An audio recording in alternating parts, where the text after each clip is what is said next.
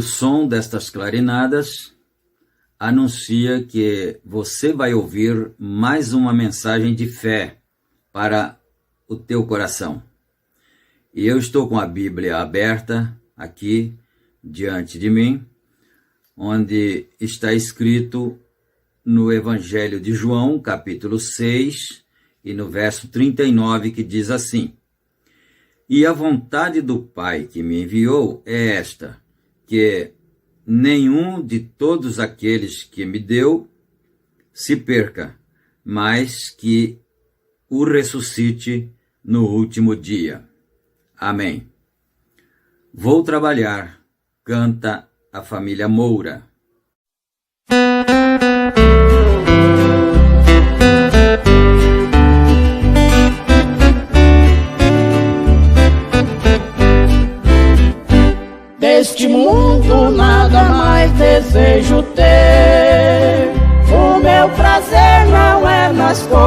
fãs daqui, do meu país distante, longe estou, bem sei, mas breve irei com meu Senhor morar ali.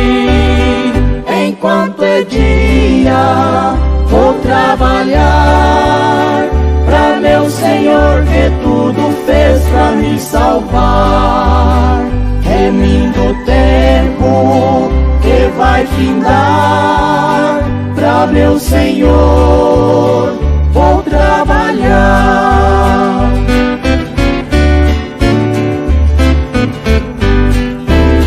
Quem sua mão pra trabalhar por no arado, já está avisado que pra trás não pode olhar.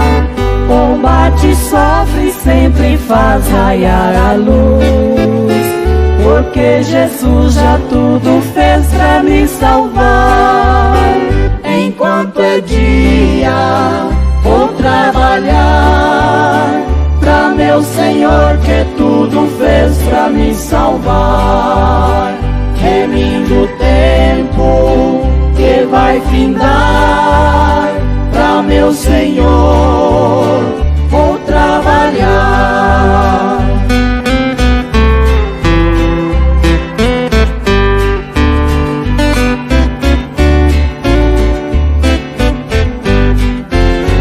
Oh, tenho pressa e caminho sem parar, posso chegar no meu destino com prazer.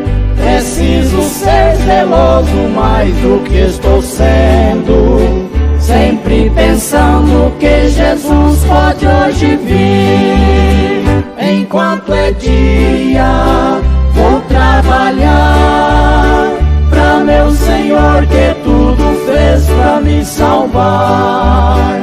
Remindo o tempo que vai findar, pra meu Senhor vou trabalhar. Pra meu Senhor vou trabalhar.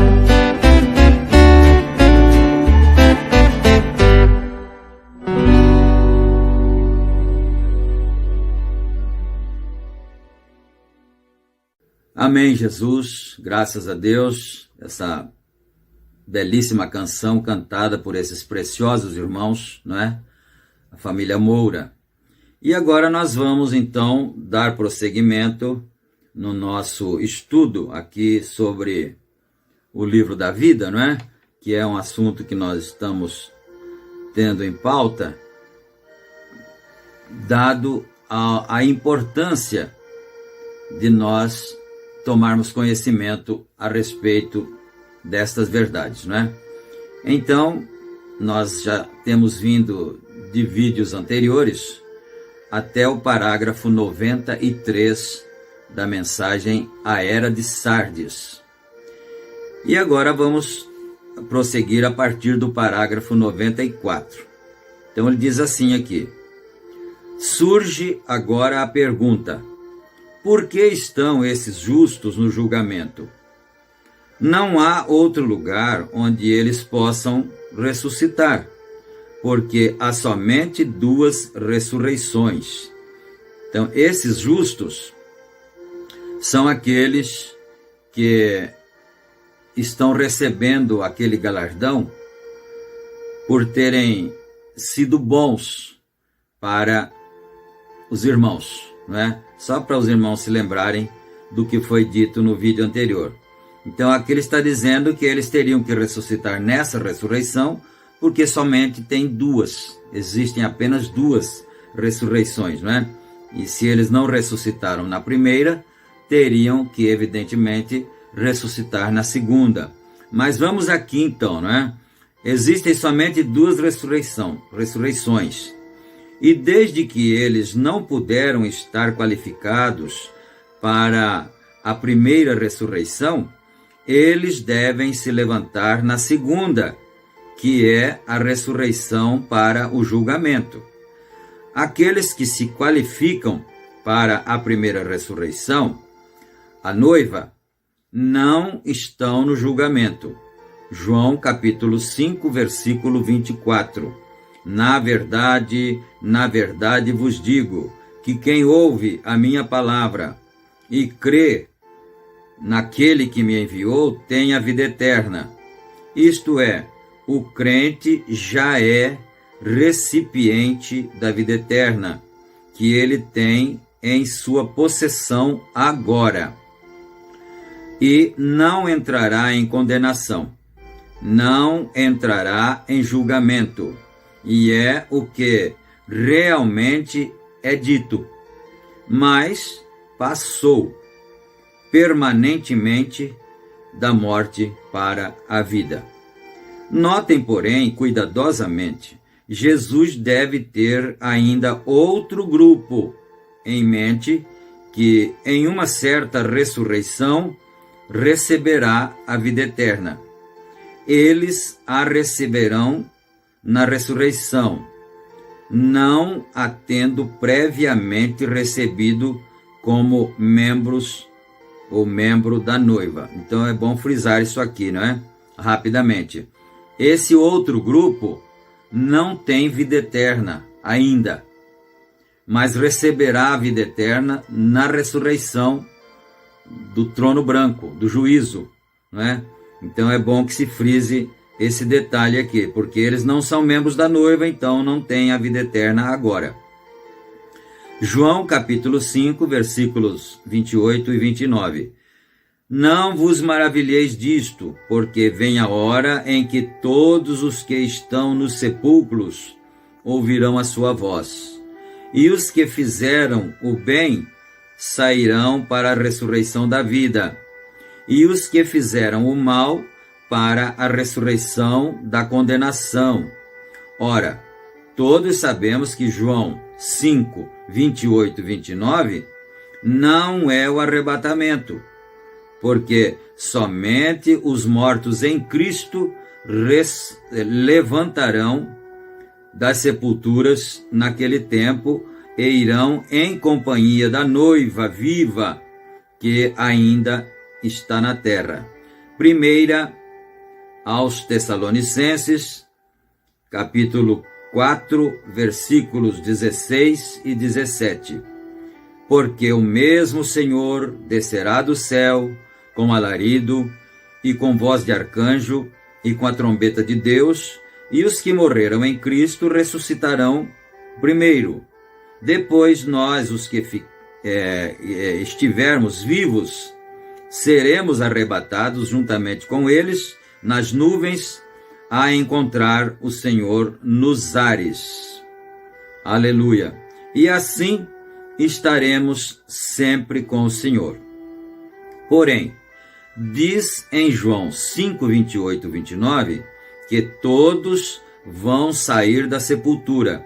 Esta é a mesma ressurreição de que se fala em Apocalipse, capítulo 20, do verso 11 ao verso 15, onde os mortos são levados perante o Senhor e julgados, segundo suas obras, e todos cujos nomes não estiveram no livro da vida são lançados no lago de fogo. Agora, enfrentamos a pergunta quanto ao porquê deles receberem a vida eterna no julgamento, desde que as epístolas parecem conclusivamente salientar que a pessoa tem de possuir o Espírito de Cristo ou então perecer. Embora pareça assim, não devemos deixar de dar crédito às palavras de Jesus, que mais explicitamente anunciam que há alguns encontrados no livro da vida que ou receberão a vida eterna antes da ressurreição ou depois dela. Paulo não se esquiva dessa verdade, porque ele muito claramente diz em Filipenses capítulo 3, versículo 11, para ver se de alguma maneira posso chegar à ressurreição dos mortos. Ora, Essa declaração é muito específica. Todos nós sabemos que todos estaremos numa ressurreição, quer queiramos ou não. Todos seremos ressuscitados. Assim, Paulo dificilmente podia dizer se ele, de alguma maneira, posso chegar à ressurreição dos mortos.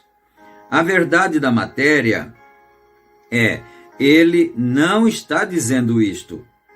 A leitura literal é, se de alguma maneira eu posso chegar, né?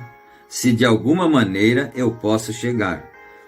Fora da ressurreição dos mortos, isso não é chegar à segunda ressurreição, ou ressurreição geral, mas chegar à primeira ressurreição, da qual é dito: bem-aventurados e santos aqueles que têm parte na primeira ressurreição.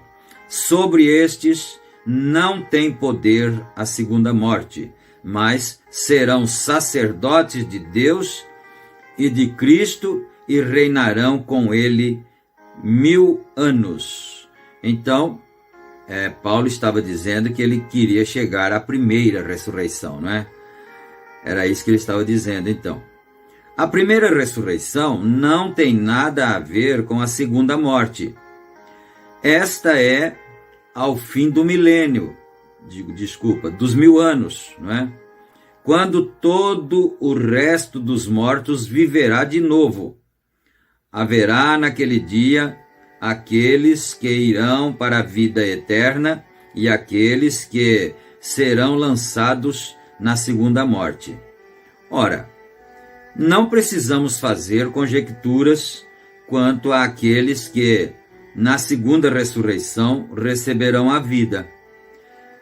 É-nos dito que será dada a eles na base de que tenham sido bons aos irmãos. Aqueles que são ressuscitados e lançados no lago de fogo serão tratados desta maneira por causa de seu maltrato aos irmãos. Desde que esta é a palavra de Deus, nós simplesmente a aceitamos. Não há argumento aqui. Simplesmente uma declaração do fato. Amém. Parágrafo 96 da mensagem Sardes, não é? A era de Sardes. Para maior esclarecimento, notem especificamente as palavras de Mateus 25, nos versos 31 a 36. Não está dito que um pastor está literalmente separando as ovelhas de bodes, mas é dito como um pastor separando ovelhas de bodes. É bom frisar isso aqui também.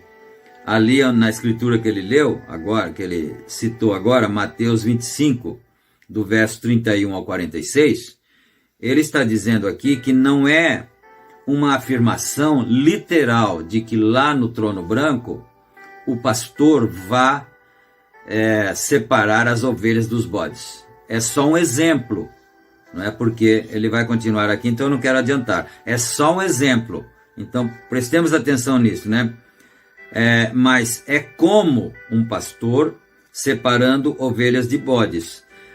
Não há ovelhas nessa área específica do tempo.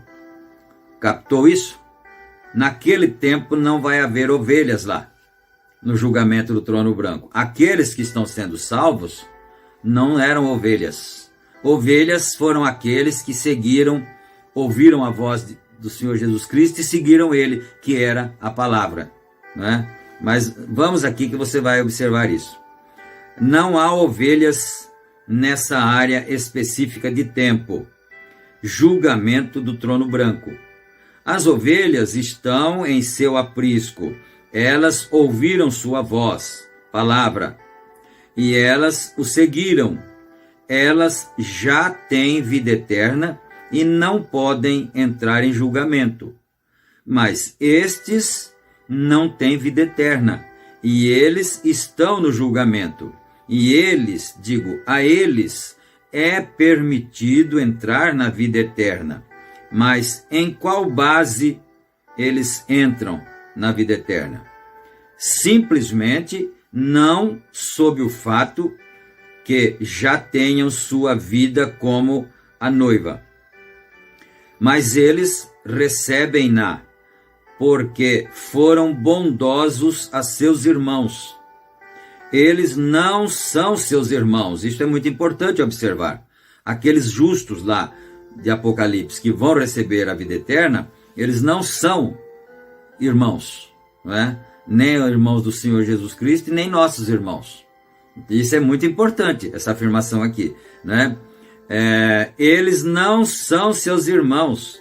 Isso faria deles co-herdeiros com Jesus. Se eles fossem irmãos de Jesus, eles seriam co-herdeiros com ele, como a noiva é co-herdeira, né? Então eles seriam co-herdeiros com Jesus. Eles não são herdeiros de qualquer coisa, senão da vida. Eles não compartilham do trono, etc. com ele. Seus nomes devem estar no livro da vida e não removidos. Agora, por causa de seu amor ao povo de Deus, eles são reconhecidos e salvos. Sem dúvida, estes serviram e ajudaram os filhos de Deus. Importante pensar nisso, não é? Eles serviram aos filhos de Deus, eles não serviram a Deus. Assim, literalmente falando, eles não tinham um compromisso com Deus, com a igreja. Não, eles serviram aos filhos de Deus sem saber o que podiam estar fazendo. É muito bom pensar isso, né? Eles serviram os filhos de Deus, talvez como Nicodemos e Gamaliel. Eles permaneceram ao lado dos filhos em tempo de tribulação. Se isso parece uma leve noção de restauração, observe cuidadosamente agora, porque os ímpios não são restaurados, mas irão para o lago de fogo. Os nomes de muitos dos destruídos estavam no livro da vida também, mas foram riscados, porque eles falharam em honrar o povo de Deus, que era a palavra viva, manifesta, epístolas vivas em seus dias. Quanta coisa boa, maravilhosa tem aqui, não é? O povo de Deus, os filhos de Deus, os eleitos de Deus, são a palavra viva, caminhando aqui na terra, em dois pés, não é? Parágrafo 98. Agora, sejamos bem claros aqui. Estes não são as nações, ou seja, estas não são as nações sendo julgadas e indo para o milênio, porque tenham abrigado e ajudado os judeus. Isso é muito claro por causa da conclusão destes versos. E os ímpios irão para o castigo eterno, lago de fogo, mas os justos para a vida eterna. Não há registro de dois julgamentos, onde os ímpios são lançados no lago de fogo. Somente a besta e o falso profeta são julgados no fim da grande tribulação. Eu confesso para vocês, irmãos que estão me ouvindo, que eu não tinha lembrança mais desse detalhe aqui, muito importante para o nosso conhecimento. Isso aqui é um tesouro de conhecimentos bíblicos, não é? Se nós dermos atenção a isso. Então ele tinha dito, não há registro de dois julgamentos, só há um julgamento, só há um trono branco e só há um julgamento. Porém, a besta e o falso profeta serão julgados e lançados no lago de fogo, depois da tribulação, antes do milênio. Isso aqui é bom guardar isso, hein? Será que dá para guardar tudo, né? Na mente, ou precisa ler de novo, reler outra vez as mensagens, ou então ouvir, pelo menos, não é? Que a Bíblia diz que é bem-aventurado quem lê e também é bem-aventurado quem ouve, não é mesmo? Mas vamos aqui então, né? Somente a besta e o falso profeta são julgados no fim da grande tribulação. Não, este é o julgamento do trono branco, aquele, né? E eles são julgados segundo o que está escrito nos livros. E na segunda ressurreição, é na segunda ressurreição que as almas sob o altar, como é anunciado no 5º selo, Apocalipse 6, 9 ao 11, recebem vestes brancas e, naturalmente, a vida eterna, ou não haveria evidência de vestes brancas. E havendo aberto o 5º selo, vi debaixo do altar as almas dos que foram mortos. Vamos prestar muita atenção nisso aqui. Dos que foram mortos por amor da palavra de Deus e por amor do testemunho que deram. E clamavam com grande voz, dizendo: Até quando, ó verdadeiro e santo dominador, não julgas e vingas o nosso sangue dos que habitam na terra? E foram dadas a cada um compridas vestes brancas, e foi-lhes dito que repousassem ainda um pouco de tempo, até que também se cumprisse o número de seus conservos e seus irmãos que haviam de ser mortos como eles foram. Pois bem, note especialmente que nenhum destes sob o altar foi morto pelo testemunho de Jesus. Isso aqui também, aliás, o que é que não tem que ser guardado, bem guardado dentro da nossa alma, não é? Tem cada coisa tremenda aqui, por exemplo, aqui é outro ponto importante.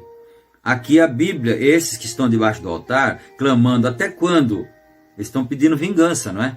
Até quando, justo dominador, não vingas e julgas o nosso sangue? Porque eles haviam sido mortos por algum motivo. Mas qual teria sido o motivo deles terem sido mortos? Não era porque eram cristãos, não. Eles não morreram porque eram cristãos. Eles morreram porque foram fiéis à palavra de Deus e pelo testemunho que eles deram. Então, grava isso, que daí você vai captar mais fácil, né? Pelo testemunho de... Aqui.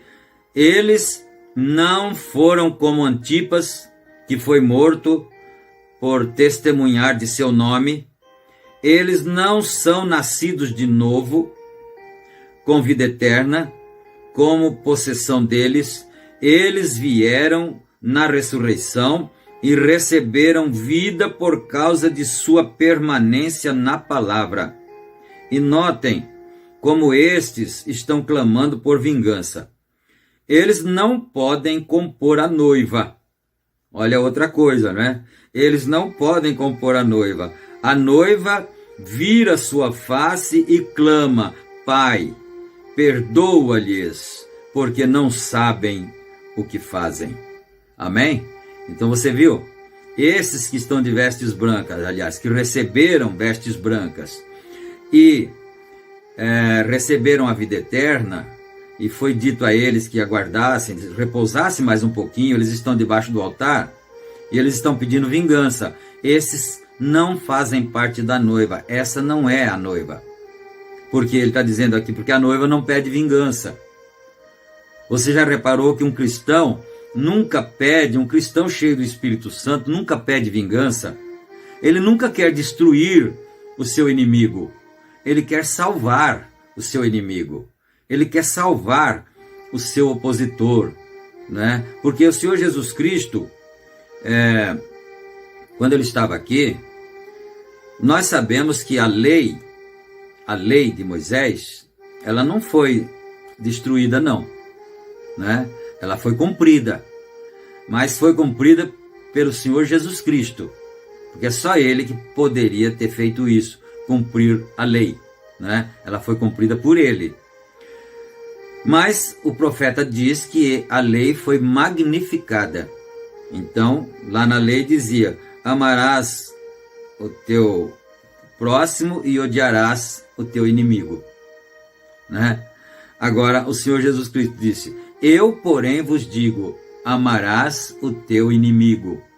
Então, essa era, ou esse, melhor dizendo, era o ensino, essa era mesmo a ordenança para a noiva, para os nascidos de novo: amar o inimigo, perdoar, né? Orar por eles, por aqueles que perseguem.